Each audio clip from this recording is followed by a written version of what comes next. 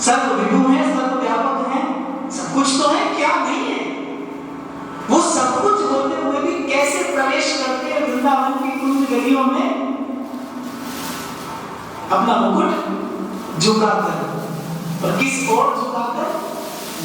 राधा रानी के चरण, महारानी के चरण, तेरे मन भूल मत गयो।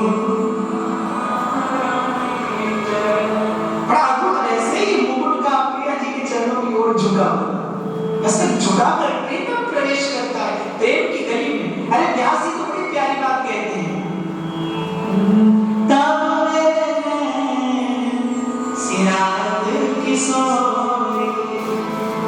जब तेरे निहारो कोटि तारक कोटि चंद्र वदनार बिंद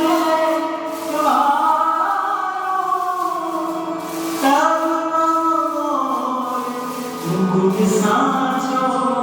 व्यास जी कैसे किसी को कह नहीं सकता भाई, ठाकुर जी कह रहे हैं कि तब मम मोर मुकुट साँचो। ये जो आसक्ति का कंकड़ बांध रखा है स्वामी ने, ये जो मयूर वृक्ष में धारण करता हूं, ये सफल सार्थक कब है? तब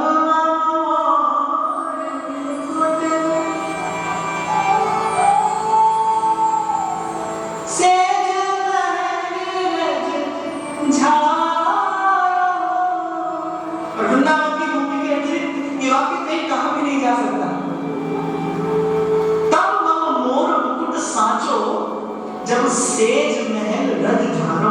ये स्वामिनी, जब अपने मयूर पिच्छ से मैं आपके शैया भवन की रज झाड़ू, तब इस मयूर पिच्छ को धारण करना संभव है। प्रियतम ने हृदय का दैन्य देखिए, कालिंदी जब कुंज मंदिर करो योगींद्र वंदन, पद ज्योतिर ध्यान परहा सदा जगति याम प्रेमाश्रु पूर्णो हरिहि। तब मम वंशी जगत जब तबला उचारो, तब मेरे सिराज किशोर, जब तेरे निहारो, तब मेरे। और आपको अपने भाव से निवेदन करो, लिखा तो नहीं थे, मुझे ऐसा लगता है कि भगवान तो कम अधिक होते नहीं, खंड खंड होते नहीं, जहां विराजमान है वहां पुण्य ही विराजमान है। फिर भगवान के इस श्री कृष्ण स्वरूप को ही लोक में भी पूर्ण अवतार क्यों कहा जाता है? श्री कृष्ण ही पूर्ण अवतार क्यों है?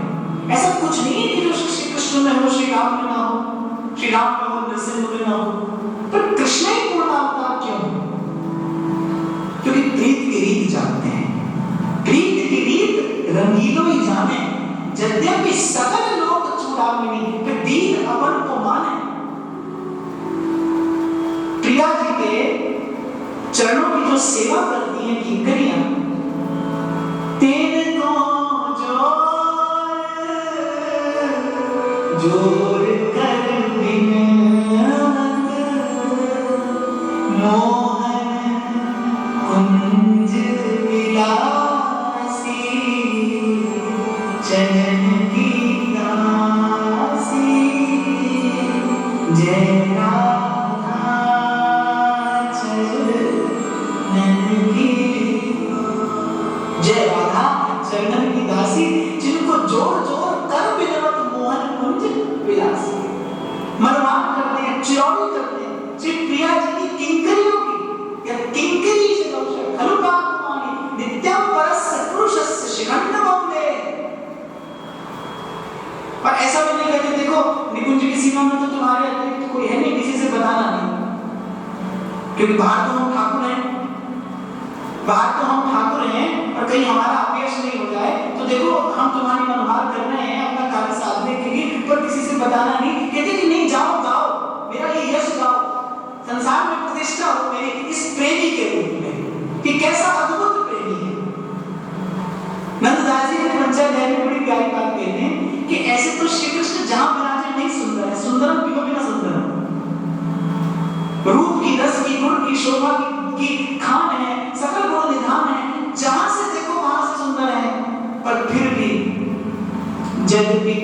कोटि ब्रह्मांड सदा एक ही ठकुराई, ब्रज के मध्य सामने नदी छवि पाई। फिर भी जो सर्वाधिक शोभा हुई वो यमुना विपुल जब ब्रज देवियों के मध्य में श्याम सुंदर विराजे साक्षात मन्मथ मन्मथन। यद्यपि कोटि ब्रह्मांड सदा एक ही ठकुराई, ब्रज के मध्य सामने नदी छवि पाई। तो कोई संकोच नहीं है प्रीतम को स्वामी के चरणों में झुकने में। और स्वामी ने क्या, स्वामी ने किंकरियों के चरणों में झुकते हैं। पेड़ को जोड़ कर बिना मोहन कुंज विलासी चरण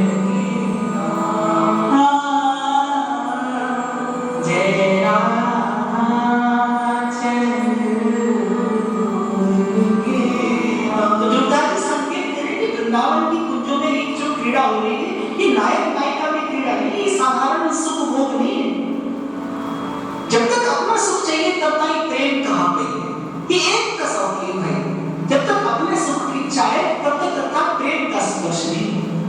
दो ही सुख, दो ही मन, दो ही रुचि, तब तक प्रेम का। दो में तो द्वंद है, दो में तो झगड़ा है। देखो शायद दत्तात्रेय जी के पसंद में आता है ना कि वो एक कन्या धाम टूट रही थी।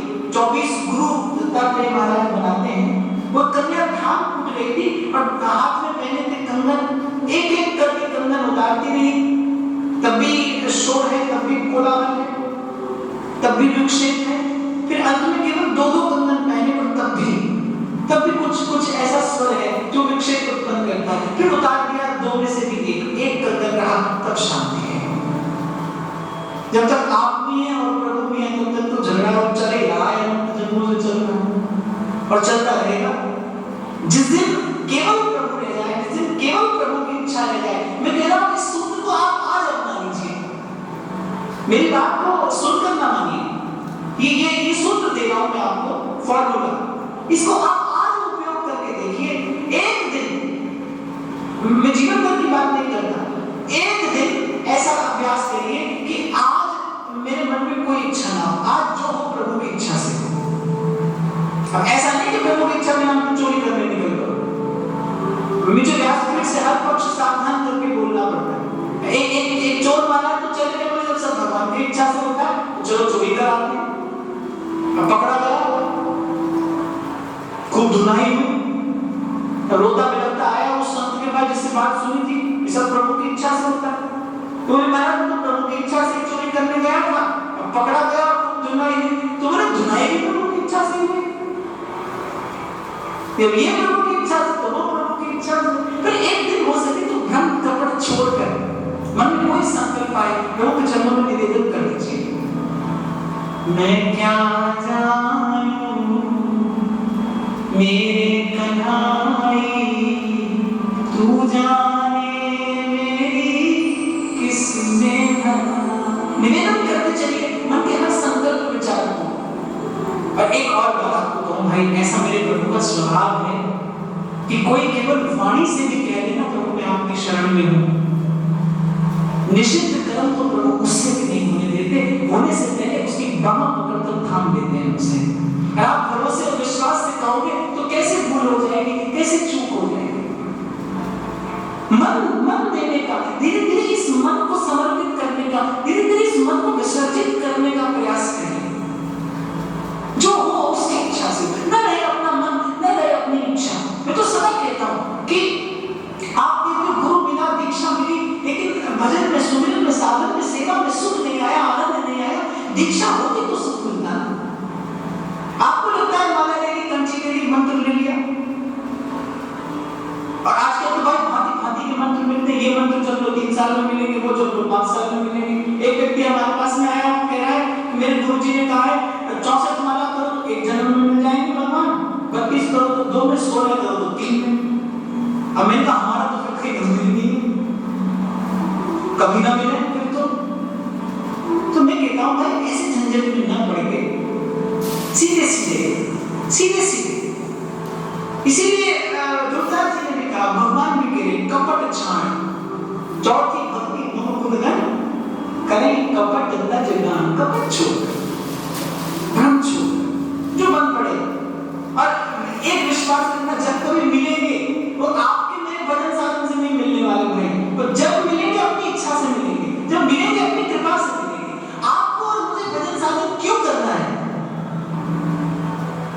जैसे गोपी भोर में जगती है, दधि मंथन करती है, माखन निकालकर और दुरा कर रख देती है हर रोज कि किसी दिन कन्हैया आएगा, कल दिन कन्हैया आ जाएगा। ऐसे ही भजन माखन के लिए कन्हैया नहीं आ रहा, कन्हैया तो जिस दिन इच्छा होगी उस दिन आएगा, माखन के लिए नहीं आ रहा। आपके मेरे भजन साधन से, आपके मेरे भजन साधन से प्रभु नहीं आएंगे तो अपनी इच्छा से आएंगे, अपनी कृपा से आएंगे। अब भाई मैं तो कह रहा हूं भजन साधन इसलिए करते रहना कि आए, जिस घड़ी जिस क्षण आए कम से कम आप भजन करते मिलो, किसी झंझट करते मिलो तो अच्छा लगेगा नहीं ना, भजन करते मिलो। नहीं तो कभी कभी ऐसा भी होता है, घर आए सजना फिर गए अंगना, मैं भोरी नहीं सोती। तब आए और वो जिस क्षण आए उसी क्षण मेरी आंख लगी और प्रीतम द्वार से चले गए। भजन साधन इसलिए करना है कि इस मन को आधार मिला रहे। प्रतीक्षा कैसे करोगे प्रभु की, कैसे करोगे जीवन में प्रभु की प्रतीक्षा? कर्म करने के लिए तो आप अपने बातें हैं विवश हैं, कुछ तो आपको मुझे करना पड़ेगा, करने के लिए आप अपने विवश हैं। इसीलिए संतों ने भक्तों ने कहा सत्कर्म करेंगे, मन विचार करने के लिए विवश है, बात है तो अपने प्रभु की कृपा का विचार करिए, प्रभु के रूप का विचार करिए। कुछ बोलने को भी आप मन में विवश है तो फिर क्यों ना हरि का गुण कहा जाए, सुनना चाहते हैं काम कुछ तो क्यों ना भगवत कथा सुनी जाए। मैं तो कई बार कहता हूं भाई चलना आपकी मेरी विवशता है तो फिर क्यों ना उसी ओर चला जाए जो दिशा प्रभु की ओर लेकर जाती है। चलना तो है भाई, चले बिना तो नहीं रह पाएंगे आप, कर्म विवशता है आपकी मेरे जीवन। और जैसा हमारे श्री रसिक पदरेणु महाराज श्री के जीवन में एक घटना घटी कि प्रिया प्रीतम आए और श्री ठाकुर जी ने कहा बाबा तेरी कुटिया में एकांत देखो चले आए। बड़ा गहन संकेत करता है ये एक वाक्य, जिस दिन मन में संकल्प विकल्प विचार कुछ न रहे, तू ही निष्काम मति और वृंदावन विश्राम।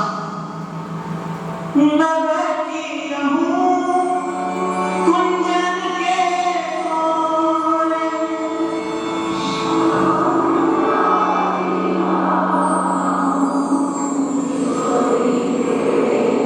जगन की रजवा श्यामा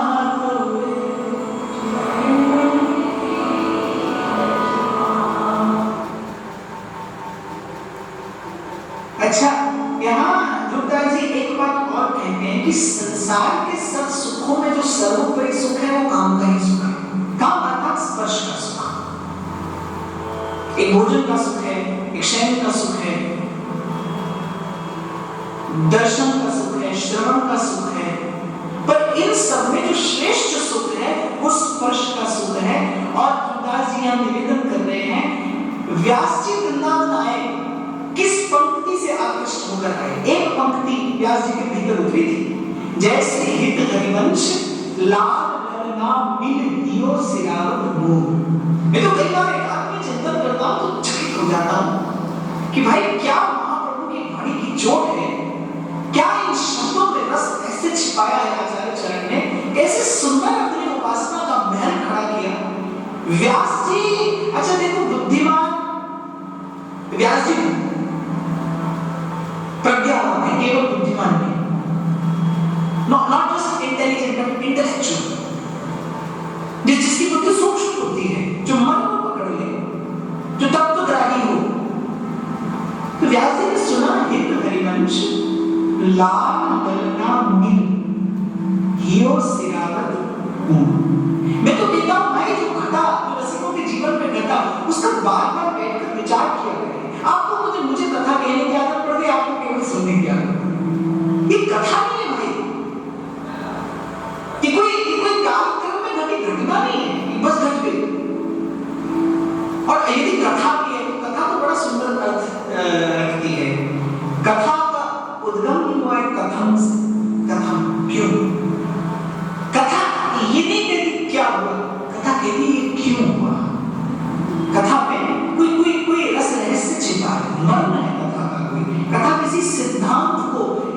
श्लोक में प्रतिष्ठित करने के लिए हुई है वो घटना, कथा अवतरित हुई है आपको मुझे एक सिद्धांत सूत्र देने के लिए। व्यास जी ने केवल एक पंक्ति सुनी, नवदास जी गा रहे हैं, भोर का समय है,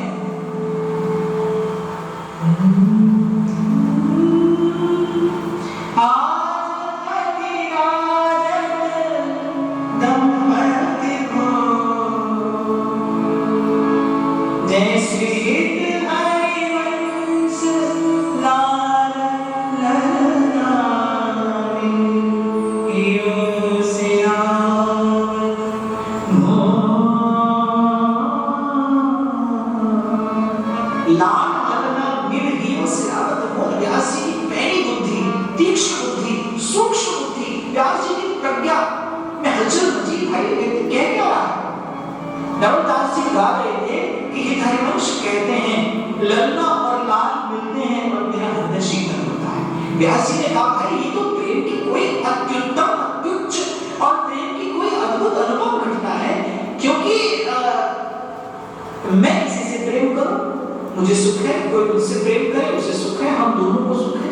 पर यहाँ महाप्रभु मेरे प्रिया प्रीतम परस्पर से प्रेम करते हैं पर सुख मुझे मिलता है, खाते तो हैं तृप्ति मुझे मिलती है, रस वर्षण प्रिया प्रीतम पर हो रहा है पर भीग मैं रहा। तो व्यास जी ने कहा भाई ये तो इस लोक में घटने वाली घटना नहीं, ये तो लोकोत्तर अवस्था है प्रेम की। प्रेम इस लोक में उच्चतम से उच्चतम भाव में भी ऐसा नहीं होता। आप देखो कभी कभी गोपांगनाओं को भी आपस में झगड़ते हुए पाया जाता है कि मेरी कुंज में आए कृष्ण, मेरी कुंज में आएंगे। गोपांगनाओं के मध्य में कभी कभी मत आता है, मात्सर्य भी आता है, कभी कभी ईर्ष्या भी होती है। उज्ज्वल नीलमणि आदि में इसका बड़ा विस्तार से वर्णन है, कभी कभी ईर्ष्या भी हो जाती है। पर महाप्रभु तो प्रेम की किसी अत्यंत प्रफुल्लित उल्लसित स्वस्थ अवस्था की बात करते हैं, स्वस्थ, जब राग न द्वेष न ईर्ष्या न मद मात्सर्य कुछ नहीं, लाभ ललना मिलते हैं और मेरा हृदय शीतल होता है। माने प्रिया प्रीतम खाते हैं और मैं तृप्त होता हूँ, प्रिया प्रीतम पर रस का वर्षण होता है पर भीग मेरा मन रहा। और यही यहाँ की भावना भी है, ये अभिलाष लड़ती हो तुम लाल संग मुदित मोहे करो मुख चंद्र जपो। लाल सुख मेरा ये जो मोहे नेह रस गोरी ये अभिलाष लड़े थे। यही पंक्ति सुनकर तो व्यास जी चले और चले नहीं दौड़े। नवदास जी ने कहा चले नहीं, व्यास जी ने कहा कब? नवदास जी ने कहा चले नहीं, बोले नहीं अभी। उसी क्षण व्यास जी चल पड़े क्यों? लेकिन पंक्ति सुनकर किस पंक्ति में कहीं प्रेम की किसी अद्भुत अनुभव अनिर्वचनीय अवर्णनीय अवस्था का वर्णन हो रहा था। तो दो सुख दो मन हो, दो रुचियां हो, फिर तो खींचा नहीं। दो सुख दो मन दो रुचि, फिर तो खींचा नहीं। पतिदेव कहते ये चैनल देखना है, पत्नी कहती ये देखना है, टीवी अपना नहीं हो तो रोज ही टूट जाए। दो मन हो दो रुचि हो तो झगड़ा है, झंझट है, द्वंद्व में क्रिया है। संसार का माने द्वंद्व, संसार से पार माने सूरदास जी कहते चकई चर चरण सरोवर जहां नहीं प्रेम वियोग, जहां द्वंद्व नहीं, एक है, एक। मन का सुख क्या है? एकांत। मन का सुख एकांत है, कोलाहल ना रहे जब मन। तो यहाँ सूरदास जी कह रहे कि संसार के सुखों में श्रेष्ठ स्पर्श का सुख काम का सुख, पर ये वो प्रेम है जिस प्रेम के आगे वो काम का सुख विलज्जित हो जाता है। इसीलिए मैंने आपको निवेदन किया भाई छोड़ने छुड़ाने के झंझट में न पड़ना। मैं ये छोड़ दूं, वो छोड़ दूं, कोरा झूठ है भाई, सच कह रहा हूं आपसे, कोरा झूठ है। मैं तो कहता हूं जो व्यक्ति त्याग करता है वो क्यों अपने त्याग की प्रतिष्ठा चाहता है, क्यों अपने त्याग का उत्सव मनाता है? अरे उसी का ही तो त्याग है ना जिसका त्याग होना चाहिए था। किसी को उपकार नहीं है। मैं अगर किसी अवांछित वस्तु का त्याग कर दूं और फिर त्यागी कहलाऊं तो ये कपट है। अरे वो त्याग आवश्यक था, अपेक्षित था।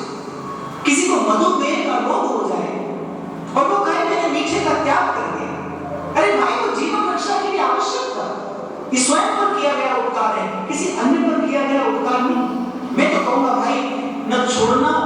मत छुड़ाना, सीधे सीधे राधा वल्लभ लाल के चरण पकड़ना, जो छोड़ना होगा छूट जाएगा। प्रेम रूपी शिल्पकार के हाथ में देना स्वयं को ईमानदारी से। लोग हो, व्यवहार हो या परमार्थ हो, honesty is the best policy. कपट ना। बार बार गुरदास जी ने कहा, श्री रघुनाथ जी के नवदा भक्ति के मध्य में कपट तज गान चौथी भक्ति मम गुणगन करे। कपट तज गान, ये कपट जीव का स्वभाव हो गया। आपके मेरे जीवन में कपट ऐसा घुल मिल गया है कि आप लोग कपट करते हैं, आपको मुझे पता भी नहीं पड़ता, आपको मुझे खबर भी नहीं पड़ती। आपसे एक प्रश्न पूछो, अगर आप ईमानदारी से उत्तर दे तो पूछो।